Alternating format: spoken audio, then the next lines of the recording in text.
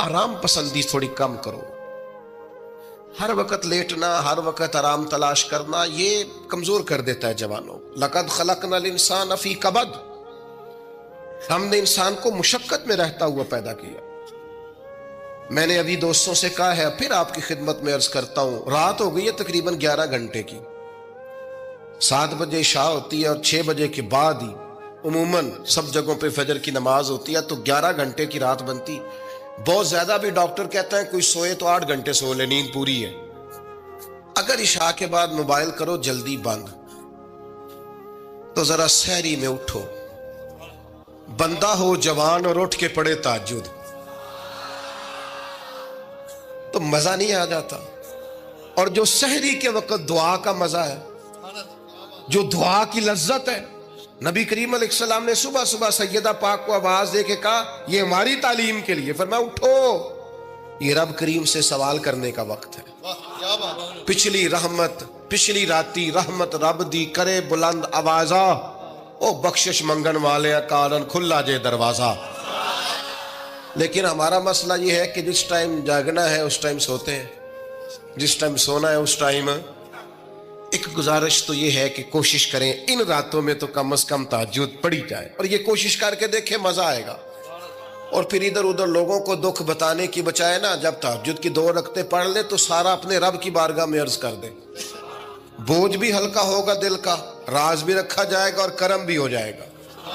और दूसरी गुजारिश ये है कि सरकार दो आलम अलैहिस्सलाम ने नौजवानों से कहा था, जवानों या निकाह करो या रोजे रखो। ये बड़े आसान दिन है रोजे रखने के लिए। रखें जी, आप लोग बैठ जाएं, अल्लाह आपको सलामत रखे, अल्लाह ताला बरकत दे। आप भी बैठ जाएं जी, अल्लाह ताला सबको बरकत अता करे। ये हुजूर के नाम की महफिल है ना जी, इसका अदब बहुत ज्यादा है। इसमें आप इस तरह खेलेंगे मोबाइलों के साथ तो ये वैसे ही अदब के खिलाफ। अल्लाह से 2-4 दोस्त बना लें, बाकियों को दे दें, काफी हो गया, लेकिन ये इस पे मसरूफ ना हो आप। भाइयों, अल्लाह करीम ने इरशाद फरमाया कि वदाइयन इलल्लाह, हमने आपको दाइये इलल्लाह बनाया है, अल्लाह की जानिब दावत देने वाला। नबी अकरम सल्लल्लाहु ताला अलैहि वसल्लम ने जो अकायद और नजरियात हमें अता किए, अकीदा तौहीद और रिसालत की सूरत में, वो अकायद इतने जानदार और इतने मजबूत हैं कि वो बंदा मोमिन को ताकतवर कर देते हैं। आप देखिए, अरब के लोग मुख्तलिफ किस्म की ओहाम परस्तियों का शिकार थे। उनका ये ख्याल था कि जब हज करके वो आए हैं तो वो घरों के दरवाजों से दाखिल नहीं हुआ करते थे, बल्कि छतों से कूद कर आते। और कुरान मजीद फरमाता है कि इसको नेकी जानते हो। फिर वो बैतुल्लाह शरीफ का तवाफ करते तो माज़अल्लाह कपड़े उतार के करते। ओहाम परस्तियां, तरह तरह की बातें। मिस्र में एक दरिया था, एक औरत को ज़िबा करके डालेंगे तो फिर दरिया चलेगा। मुख्तलिफ ओहाम लोगों ने पाल लिए थे। आज भी मुसलमानों के अंदर ढेर सारी ऐसी चीजें आ गई हैं जो ज़ोफ एतिकादी का बायस बनती हैं। इसकी को जरा कम कर दें भाई। आप देखिए, लोग उलमा के पास नहीं जाते, बाबाओं के पास जाते। ताबीज, धागा, काला जादू, नीला जादू। जिस नौजवान का काम करने को दिल नहीं करता उसे जादू हो जाता है। और फिर ये कि काली बिल्ली रास्ता काट गई थी, और फिर ये कि मैं बाहर निकलने लगा तो किसी ने आवाज दे दी थी। अजीब किस्म की ओहाम परस्तियों का लोग शिकार है। नबी पाक सल्लल्लाहु ताला अलैहि वसल्लम दाइये इलल्लाह है। सरकार ने लोगों के नजरियात को पुख्ता किया। हुजूर अलैहिस्सलाम के फयूजात रूहानिया से लोगों के दिल ताकतवर होते थे। मजबूत फिक्रें, मजबूत अकीदे सरकार के वसीले से मुसलमानों को नसीब हुए। हम जैसे जैसे देखे ना, तसव्वुफ और तरीक में आपको अर्ज करूं, सूफिया किराम का असल मौजू अकीदा तौहीद है। असल मौजू इनका है। ये वो लोग हैं जो लोगों को सही मानों में तवक्कुल का, सब्र का, शुक्र का, कनात का رجوع اللہ کا سبق دیتے ہیں، اصل موضوع ہی ان کا ہے۔ لیکن اب چونکہ صوفیہ کی جماعت میں وہ لوگ اللہ ماشاءاللہ خال خال رہ گئے، اور پھر یہ کہ بیٹھ گئے تعویذ دھاگے دینے والے، زاغوں کے تصرف میں، عقابوں کے نشے من، نتیجہ اس کا بڑا خطرناک برآمد ہوتا ہے۔ مضبوط فکریں، کبھی آپ اس روایت کو دیکھیں اور یاد کر لینا تو یہ بڑا نفع دیتی ہے۔ نبی کریم علیہ السلام نے حضرت عبداللہ ابن عباس رضی اللہ تعالیٰ عنہ سے فرمایا، عبداللہ، ساری دنیا مل کے تیرا بھلا کرنا چاہے کر نہیں سکتی جب تک رب نہ چاہے، اور فرمایا سارے دنیا دار مل کے تیرا کچھ بگاڑنا چاہے بگاڑ نہیں سکتے جب تک رب نہ، چھوڑ دے بیٹا آپ، جب تک اللہ نہ چاہے۔ تو پھر رجوع تو اللہ کی جانب کرنا چاہیے۔ نبی اکرم صلی اللہ تعالی علیہ وسلم نے اپنی امت کو توانائی اس بات سے دی کہ اللہ ہمارے ساتھ ہے۔ آپ دیکھیے فکری تندرستی کتنی زیادہ ہے کہ 1000 کے مقابلے میں 313 لوگ ہیں، نہ اسلحہ پورا ہے، نہ گھوڑے پورے ہیں، نہ خوراک پوری ہے، لیکن وہ میدانوں میں اس طرح لڑے ہیں کہ 1000 کو بھاگنے پر مجبور کر دیا۔ وہ ابو جہل نے جب کہا نا جاسوسوں سے کہ جاؤ پتہ کر کے آؤ، تو انہوں نے آ کے کہا وہ تو 313 لوگ ہیں، بچے بھی ہیں، بوڑھے بھی ہیں، چیز کوئی نہیں پاس۔ تو ابو جہل کہنے لگا پھر تو انہیں گھوڑوں کی پشتوں پر باندھ کے مکے لے جائیں گے، وہاں جا کے دیکھیں گے کیا کرنا ہے۔ تو جاسوس کہنے لگا سردار اگلی بات بھی سننا، ہے تو 313 لیکن جان ہتھیلی پہ رکھ کے آئے۔ جس کے خیمے کے پاس سے گزرے ہیں شہادت کی دعا مانگتے دیکھا ہے، ان کی آنکھوں سے چمکتی ہوئی روشنی اور ان کے لفظوں سے پھوٹتا ہوا ولولہ اور ان کی آوازوں سے نکلتا ہوا دبدبا کسی جگہ بھی انہیں کمزور نہیں ہونے دیتا، ان کے اندر کہیں بھی کوئی کمزوری نہیں آنے دیتا۔ غریبی کا نام لے کے سارا سارا دن پریشان ہونا، غریبی کا نام لے کے اپنے آپ کو مظلوم ثابت کر کے لوگوں کو مدد پر اکسانا، بندہ مومن کا یہ طریقہ نہیں ہے۔ اپنی توجہ اللہ کی جانب کرے، نبی رحمت علیہ السلام کی بارگاہ میں استغاثہ پیش کرے، لیکن دنیا داروں کو مائل کرنا، لوگوں کی جیبوں کی طرف دیکھنا، یہ مومن کی شان گردن کو جھکا دیتا ہے۔ خیرات کا پتھر جہاں میں مانگنے والوں کے سر کبھی اونچے نہیں ہوتے، اور غیرت ہے بڑی چیز جہانے تگ و دو میں۔ بھائی آپ طاقتور بنے۔ دیکھیں نا، ایک نوجوان نے آ کے حضور کی بارگاہ عالی مرتبت میں عرض کیا تھا، یا رسول اللہ صلی اللہ علیہ وسلم، غریب ہوں کچھ دیجئے۔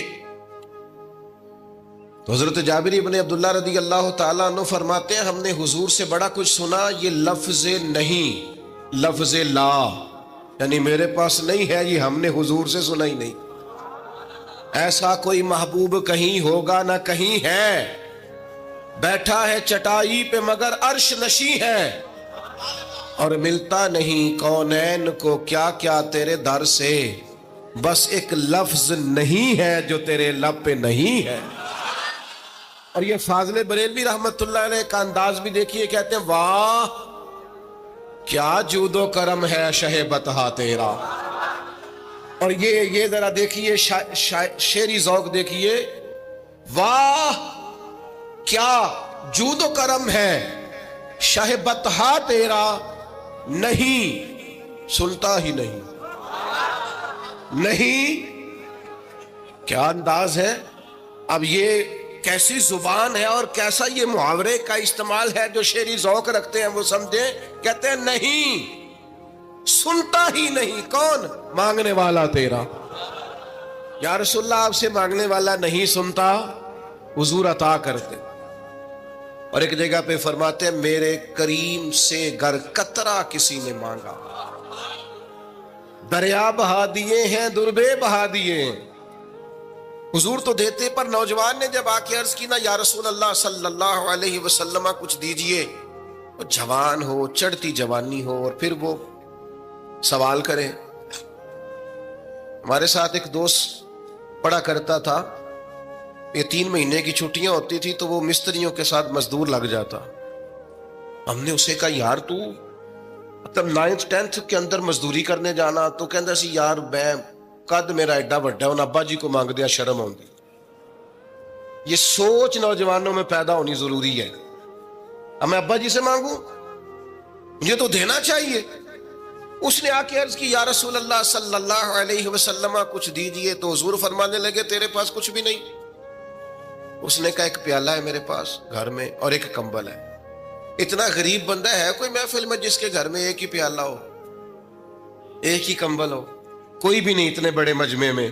لیکن اگر کوئی ہماری غریبی کا رونا پوچھے تو میرا خیال ہے ہر تیسرا بندہ دوسرا بندہ غریب ہے، اور بڑا ہی غریب ہے.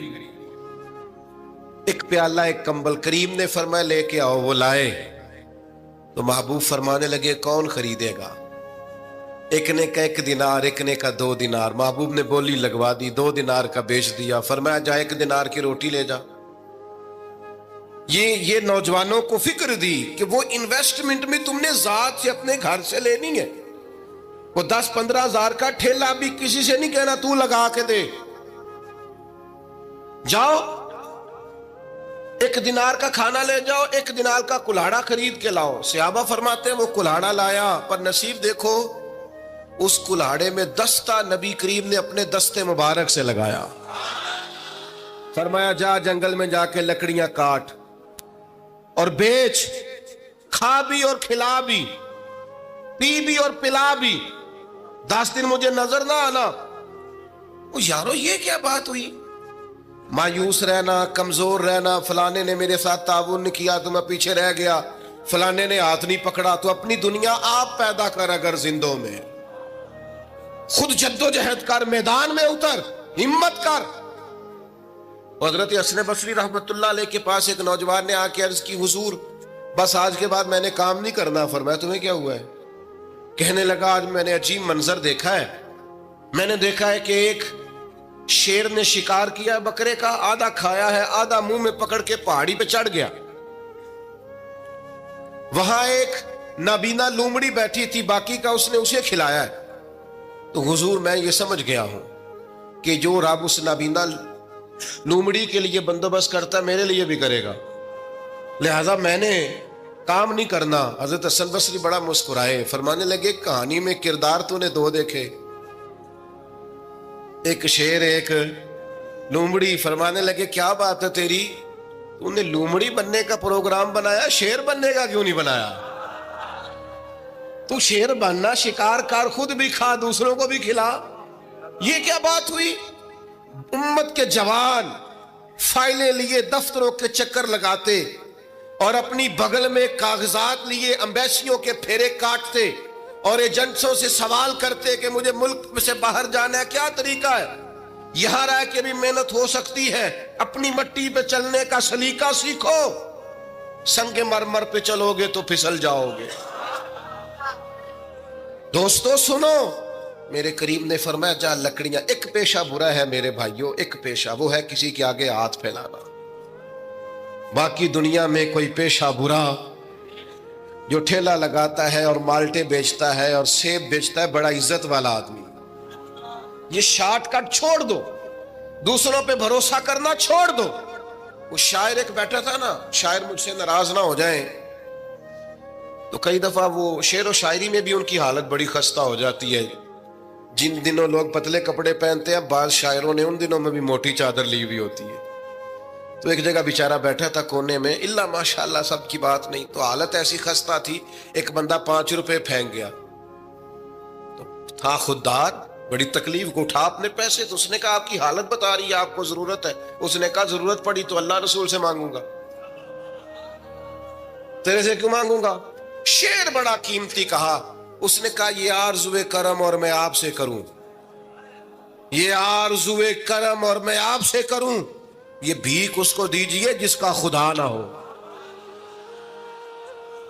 میں تو وارث ہے میرے اللہ رسول، میں کو لاوارث ہوں کہ تیرے سے مانگتا پھروں.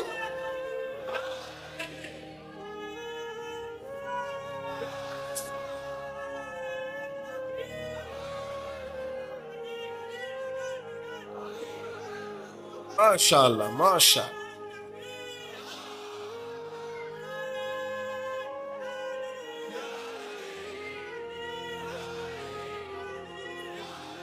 بس ہم سمجھے ہماری قیمت وصول ہو گئی. اگر خودداری پر نوجوان نعرے لگانے لگ گئے تو پھر تو بات بن گئی. لگتا ہے محنت کا ارادہ بن گیا ہے. انشاءاللہ تعالی کشکول ٹوٹنے کا ٹائم آ گیا ہے. کرم کی برکھا برسے گی. یہی ملت کا جوان قیادت کرے گا. اور یاد رکھنا ہمیشہ قیادتیں غریبوں کے بچوں نے کی ہیں. جنہوں نے آدھی قیمت پہ کتابیں لے کے پڑھی ہیں, بڑی ڈگریاں انہوں نے حاصل کی ہیں. یہ کمزور نہ پڑھو. نبی پاک داعیہ اللہ ہے, حضور نے جگایا ہے. 15 دن نظر نہ آنا, مزدوری کر. وہ نوجوان 15 دنوں کے بعد آیا. اب تیرا حال کیا ہے؟ اس نے کہا حضور پہلے ایک پیالہ تھا نا, اب سارے گھر کے برتن بن گئے. پہلے ایک بستر تھا, اب سارے گھر کے بستر. اور نوجوانوں, ہم نے سہارا بننا ہے. ماں سے کہنا ہے اب تو نے آنسو نہیں بہانے, تیرا پتر بڑا ہو گیا ہے. بہن سے کہنا ہے اب تو کبھی پریشان نہیں ہوگی, تیرا بھائی بڑا ہو گیا ہے. بوڑھے باپ کے پاس بیٹھ کے کہنا ابا جی بس اب آنسو پوچھ دو, آج کے بعد پریشان نہیں ہونا, پتر جوان ہے. اپنی بیوی سے بچوں سے کہنا کہ کسی خواہشات پوری کرنے کے لیے تمہیں دیر تک انتظار نہیں کرنا پڑے گا, ہم میدان میں ہیں. بس اپنی مٹی پہ چلنے کا سلیقہ سیکھو. سنگ مرمر پہ چلو گے تو پھسل جاؤ گے. نبی پاک نے محنت کو سپورٹ کیا ہے, مشقت کو سپورٹ کیا. حضور علیہ السلام نے فرمایا سب سے بہترین کمائی وہ ہے جو تو اپنے 2 ہاتھوں سے محنت کر کے کھاتا ہے.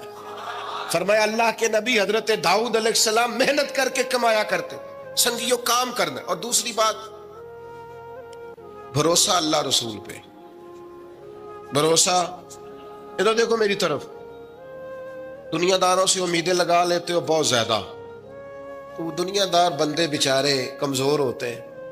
جی یہ الیکشن کے دن تھے, گزشتہ سے پیوستہ الیکشن جو گزرا ہے, تو میرا ایک پیار والا دوست بھی ایک ایم کے امیدوار کا بڑا ووٹر سپورٹر تھا. یہاں اس نے اس کا بیج فوٹو والا لگایا ہوا تھا. میں رات کو دیر سے جلسے سے لوٹ رہا تھا تو وہ کھڑا تھا باہر, اور اندر امیدوار صاحب تقریر کر رہے تھے. میں نے کہا ادھر آ. وہ آ گیا. میں نے کہا تم بڑا ووٹر سپورٹر ہے, جا تقریر سن جا کے. تیرا لیڈر تقریر کر رہا ہے, تو باہر گھوم رہا ہے. کہندا ہے پیر صاحب جھوٹ پہ ماردا جو سارے جھوٹ بول رہا ہے, کرنا کرانا کچھ نہیں. تو میں کہ یار جی ایڈے پکے ووٹر سپورٹر نو بھی پتا ہے کہ جھوٹ پہ ماردا ہے, تو ہم تو ویسے ہی سپورٹر نہیں ہیں. ہم نے تو کی محبت تو سیاست کا چلن چھوڑ دیا. ہم اگر عشق نہ کرتے تو حکومت کرتے. او بھائی, جب پکے ووٹر سپورٹروں کو امیدیں نہیں ہیں تو آپ کن سے امیدیں لگائے بیٹھے ہیں؟ آپ جدوجہد کریں, اور امیدیں اللہ رسول سے.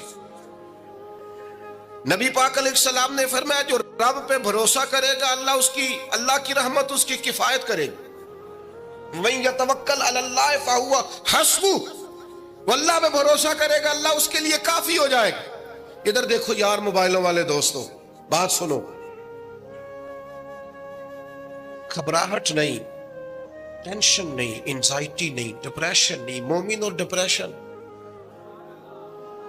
مومن اور انزائٹی, مومن اور ٹینشن. او جی مجھے پتہ نہیں مجھے کیا ہو رہا ہے, جی مجھے خوف آتا ہے. آپ کو خوف آتا ہے مومن ہو کے؟ آپ کو یہ کرونا کے دن تھے تو مجھے لے گئے ایک سرکاری ہاسپٹل میں, آپ کچھ یہاں بات کریں, لوگوں کو حوصلہ دیں.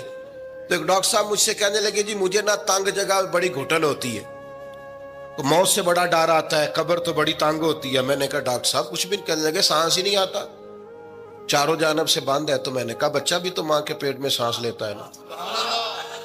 آپ نے تو سبحان اللہ کہا. وہ ڈاکٹر تھے, انہوں نے نہیں کہا. وہ کہنے لگی جو تے اماں لیندی صاحب. ہنستے نہیں جی, باتیں ہنسنے کو نہیں سنا رہا, میں فکری باتیں کر رہا ہوں. کہا وہ تو اماں آکسیجن لیتی ہے تو بچے کو جاتی ہے. تو میں نے کہا چلے ڈاکٹر صاحب وہ جو انڈے سے بچہ نکلتا ہے اس کے تو چاروں جانوں کوئی صورت نہیں ہوتی سانس کی. تو مجھے کہنے لگے آپ کہنا کیا چاہتے ہیں؟ میں نے کہا میں یہ کہنا چاہتا ہوں قبر کی 2 حالتیں ہیں. قبر دوزخ کے گڑھوں میں سے گڑھا بھی ہے اور جنت کے باغوں میں سے باغ بھی ہے.